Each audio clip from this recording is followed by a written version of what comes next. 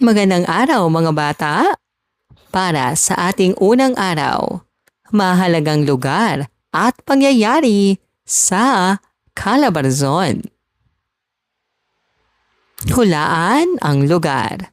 Sabihin kung anong lugar ang nasa larawan. Ito ay Rizal Shrine. Ito ay Bulkang Taal. Ito ay Mount Banahaw. Ito naman ay Pagsanhan Falls. At ito naman ay Aguinaldo Shrine. Nakita at napuntahan niyo na ba ang mga lugar na ito? Bakit kaya mahalaga ang mga lugar na ito? Mga bata, bawat lugar ay may kwento. May mga lugar na naging saksi sa mahalagang pangyayari sa ating kasaysayan. Ngayon ay aalamin natin ang ilang mahalagang lugar at pangyayari sa rehiyong Calabarzon at kung bakit dapat natin itong pahalagahan. Ano ang Calabarzon? Ang Calabarzon ay binubuo ng Cavite, Laguna, Batangas, Rizal, at Quezon. Mahalagang lugar sa Calabarzon. Aguinaldo Shrine sa Cavite. Dito ipinahayag ang kalayaan ng Pilipinas noong Hunyo 12, 1898. Tahanan ito ni General Emilio Aguinaldo. Rizal Shrine sa Laguna. Bahay ni Dr. Jose Rizal sa Calamba, Laguna. Dito nabuo ang buhay kabataan ni Rizal. Bulkang Taal sa Batangas. Isa sa pinakamaliit ngunit aktibong bulkan sa mundo. Kilalang pasyalan sa Batangas. Pagsanhan Falls sa Laguna. Magandang talon na dinarayo ng turista. Kilala sa likas na kagandahan. Mount Banahaw sa Quezon. Itinuturing na banal na bundok ng marami. Dinadayo ito para sa pagdarasal at pagninilay. Mahalagang pangyayari sa Calabarzon. Pagpapahayag ng kalayaan. Nangyari sa Kawit, Cavite noong Hunyo 12, 1898. Buhay Dr. Jose Rizal. Si Rizal ay pinanganak sa Calamba, Laguna. Mga labanan sa Cavite. Mahalagang labanan ng mga taga-Cavite sa mga Espanyol. Pag-unlad ng turismo. Maraming turista ang bumibisita sa Calabarzon dahil sa magagandang tanawin. Pagpapanatili ng kultura. Patuloy na ipinagdiriwang ang mga pista at tradisyon. Kung ikaw ay naroon, Sagutin ang mga tanong batay sa iyong kaalaman. Kung bibisita ka sa Aguinaldo Shrine, ano ang gusto mong malaman? Paano mo mapapangalagaan ang mga makasaysayang lugar? Bakit mahalagang malaman ang kasaysayan ng ating lugar? Ano ang mararamdaman mo kapag nakita mo ang mga lugar na ito?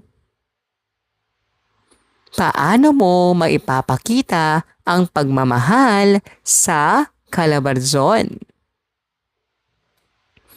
Ang Calabarzon ay may mahalagang lugar at pangyayari na bahagi ng ating kasaysayan.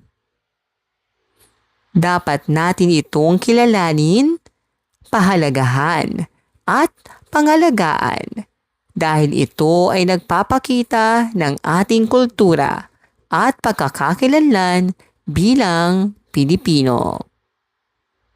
Gawin natin, piliin ang tamang sagot.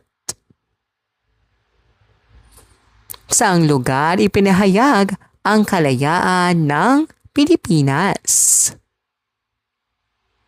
Saan matatagpuan ang bahay ni Dr.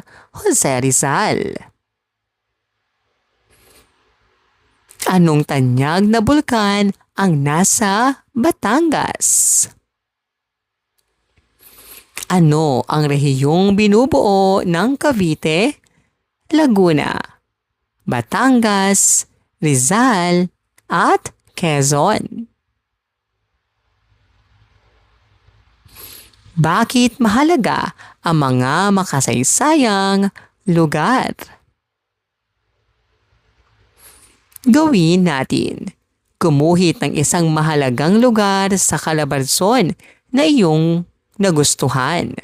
Kulayan ito at sumulat ng 2 hanggang 3 pangungusap kung bakit ito mahalaga.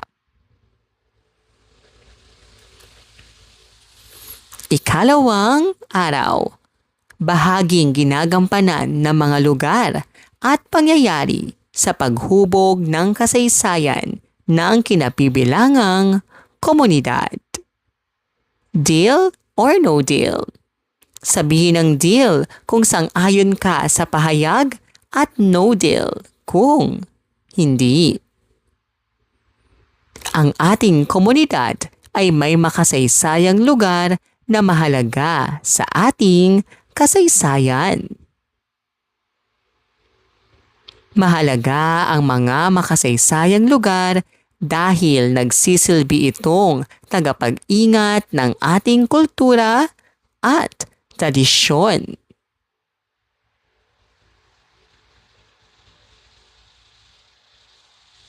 Hindi na natin kailangang pag-aralan ang kasaysayan ng ating komunidad. Dapat nating ipagmalaki at pangalagaan ang mga makasaysayang lugar sa ating komunidad. Ang mga lumang gusali at pook sa ating lugar ay wala ng halaga sa kasalukuyan. Mga bata, ang mga lugar at pangyayari sa ating komunidad ay may malaking bahagi sa ating kasaysayan. Ipinapakita nito kung sino tayo bilang Pilipino. Ngayon ay aalamin natin kung paano nakatulong ang mga lugar at pangyayaring ito sa paghubog ng ating komunidad at kung paano natin sila mapapangalagaan. Bahaging ginagampanan ng mga lugar at pangyayari. Una, nagpapakita ng kasaysayan ng ating komunidad.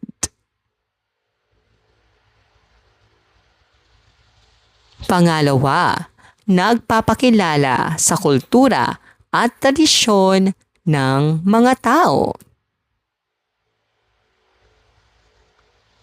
Pangatlo, nagbibigay ng kabuhayan sa mamamayan sa pamamagitan ng turismo. Pang-apat, nagtuturo ng pagmamahal sa bayan. Pang-lima, nagpapalakas ng pagkakaisa at pagkakakilanlan ng komunidad. Mga paraan sa pangangalaga. Una, panatilihing malinis ang mga lugar. Pangalawa, huwag sumira ng mga gusali at likas na yaman. Pangatlo, sumunod sa mga patakaran sa mga pook, pasyalan. Pang-apat, ituro sa iba ang kahalagahan ng mga makasaysayang lugar. Pang-lima, makilahok sa mga programa para sa pangangalaga ng kalikasan at kasaysayan. Basahin natin. Si Carlo at ang lumang pantayog. Isang araw, isinama ng guro si Carlo at ang kanyang mga kaklase sa isang makasaysayang lugar sa Cavite. Nakita nila ang Aguinaldo Shrine kung saan idineklara ang kalayaan ng Pilipinas. Habang nagdilibot, napansin ni Carlo na may ilang batang nagtatapon ng basura sa paligid. Nilapitan niya ang mga ito at sinabi, "Mahalaga ang lugar na ito sa ating kasaysayan, kaya dapat natin itong pangalagaan." Pagkatapos ng kanilang pagbisita, naunawaan ni Carlo na ang mga makasaysayang lugar ay hindi lamang pasyalan, kundi bahagi rin ng pagkakakilanlan ng mga Pilipino. Saan pumunta si Carlo at ang kanyang kaklase? Ano ang mahalagang nangyari sa Aguinaldo Shrine? Ano ang napansin ni Carlo habang naglilibot? Ano ang sinabi ni Carlo sa mga batang nagtatapon ng basura? Bakit mahalagang pangalagaan ang mga makasaysayang lugar? Gawing wagi o gawing mali? Sabihin ang gawing wagi kung ang kilos ay tama at gawing mali kung hindi. Pagtatapon ng basura sa makasaysayang lugar. Paglilinis ng paligid. Pagsira sa mga halaman. Pagsunod sa mga alituntunin. Pag-aalaga sa mga likas na yaman. Ang mga mahalagang lugar at pangyayari sa Calabarzon ay may malaking bahagi sa paghubog ng kasaysayan ng ating komunidad. Dapat natin itong pangalagaan upang manatili itong alaala ng ating kultura, kasaysayan at pagkakakilanlan bilang Pilipino. Gawin natin. Isulat ang tama kung ang pahayag ay wasto at mali kung hindi.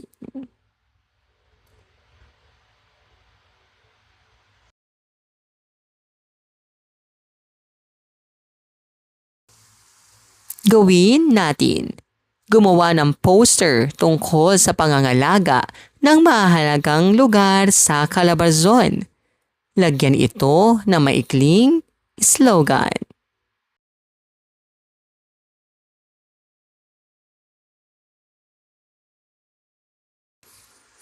Ikatlong araw. Pagtatala ng mahalagang impormasyon tungkol sa mga lugar at pangyayari sa Calabarzon. Ipalakpak mo. Pumalakpak ng 2 beses kung tama ang pahayag at 1 beses kung hindi. Ang mga makasaysayang lugar ay walang epekto sa kasalukuyang henerasyon. Mahalagang alagaan at ipreserba ang mga makasaysayang lugar upang mapanatili ang kasaysayan ng komunidad. Ang kasaysayan ng isang lugar ay hindi na mahalaga sa pag-unlad nito ngayon. Ang ating kasalukuyang kasaysayan ay bunga ng mga pangyayaring naganap noon sa ating komunidad.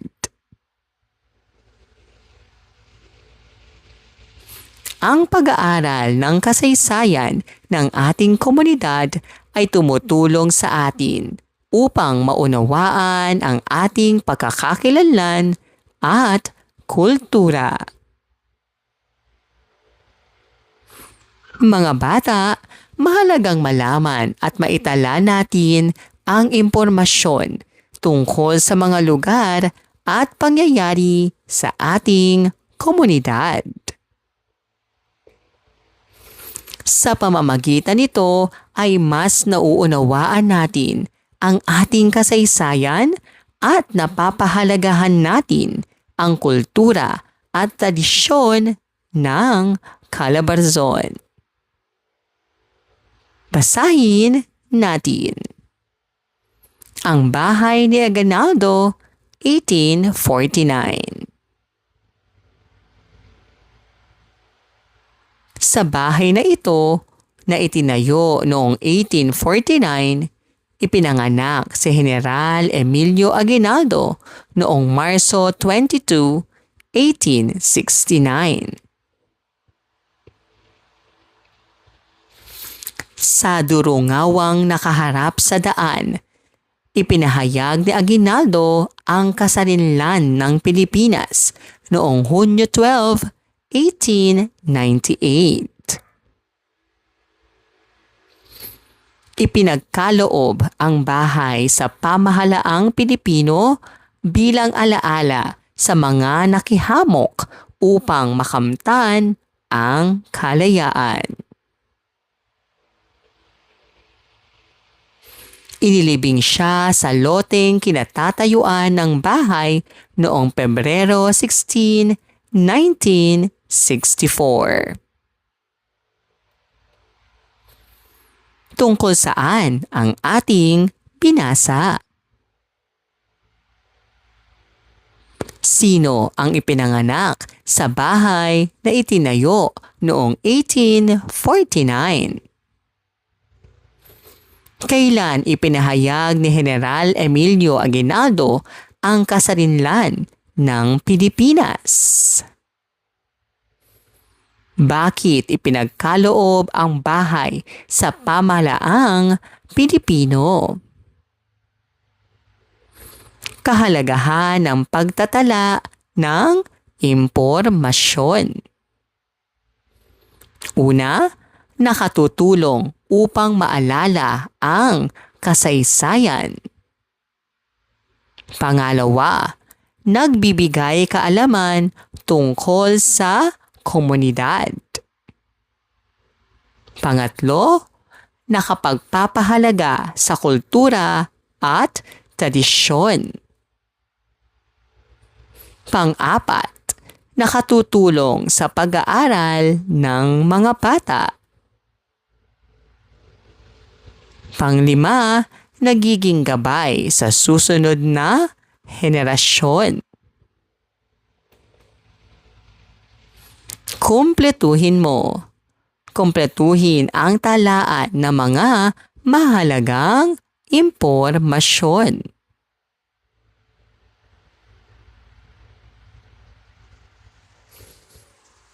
Aguinaldo Shrine, Lalawigan, Cavite.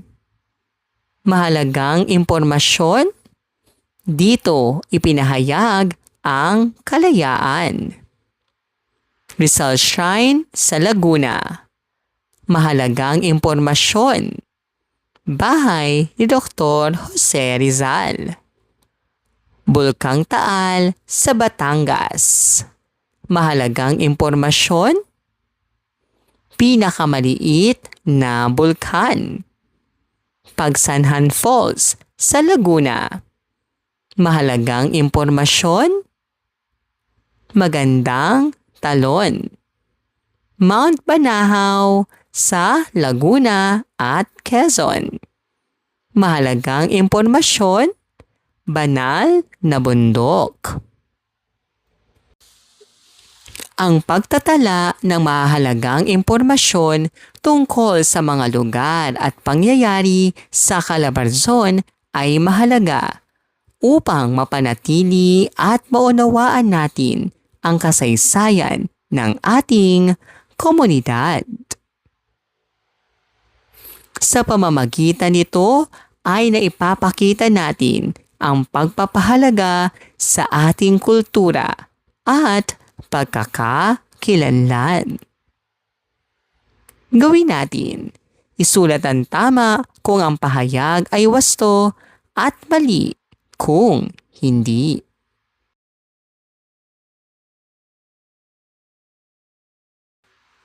Gawin natin. Sagutin ang mga tanong.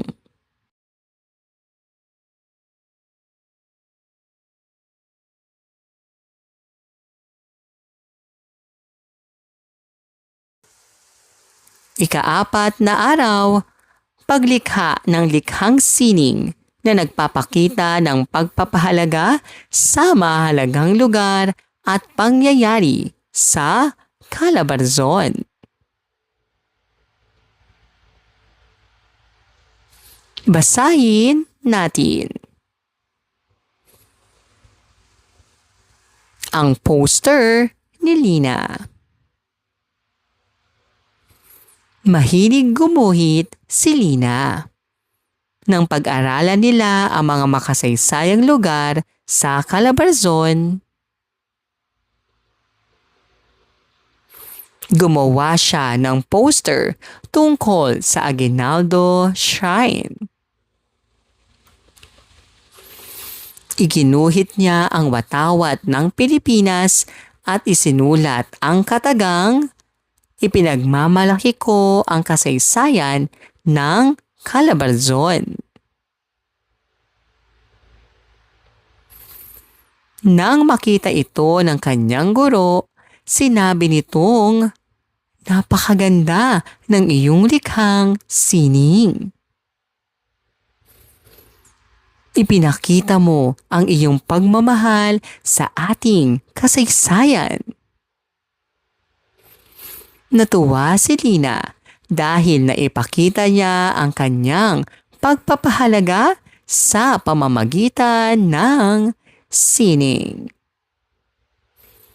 Sino ang batang mahilig gumuhit? Anong lugar ang iginuhit ni Lina? Ano ang isinulat niya sa kanyang poster? Ano ang sinabi ng kanyang guro? Paano ipinakita ni Lina ang kanyang pagmamahal sa kasaysayan. Ano ang likhang sining? Ang likhang sining ay gawa ng tao tulad ng drawing, painting, poster o collage na nagpapahayag ng damdamin at ideya. Paano maipapakita ang pagpapahalaga? Una, pag-aalaga sa mga makasaysayang lugar. Pangalawa, paglilinis ng kapaligiran. Pangatlo, pag-aaral ng kasaysayan. Pang-apat, paggalang sa kultura at tradisyon. Panglima, paglikha ng sining tungkol sa mga ito. Mga hakbang sa paglikha ng likhang sining. Una, piliin ang lugar na iguguhit. Pangalawa, isipin ang detalye ng lugar. Pangatlo, gumuhit ng maayos. Pang-apat, kulayan at lagyan ng detalye. Panglima, maglagay ng mensahe. Ang paggawa ng likhang sining ay isang magandang paraan upang maipakita natin ang ating pagpapahalaga at pagmamalaki sa mahalagang lugar at pangyayari sa Calabarzon.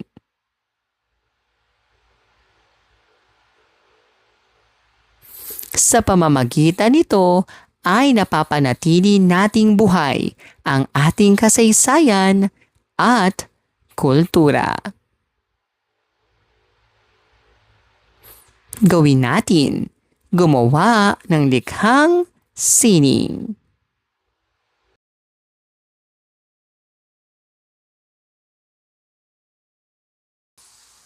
Maraming salamat po sa inyong panonood at pakikinig. Hanggang sa muling pag-aaral ng asignaturang makabansa. Paalam!